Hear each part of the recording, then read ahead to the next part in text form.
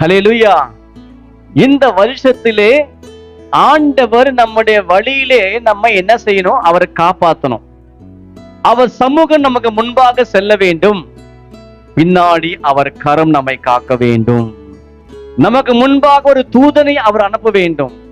நம்ம வழியெல்லாம் நம்மை பாதுகாக்கும்படிக்கு கர்த்தர் நம்மோட வர வேண்டும்.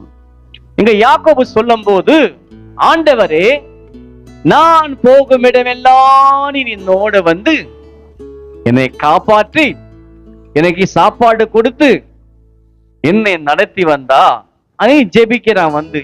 இப்போ இந்த வார்த்தை யாக்கோபு சொல்றதுக்கு என்ன முகாந்திரம் என்று நீங்க பார்த்தீங்கன்னா கூட, இவரு ஈசாக்குக்கும் ரெபேக்காளுக்கும் இரண்டாவது பிள்ளை, செல்ல பிள்ளை ரெபேக்காளுக்கு.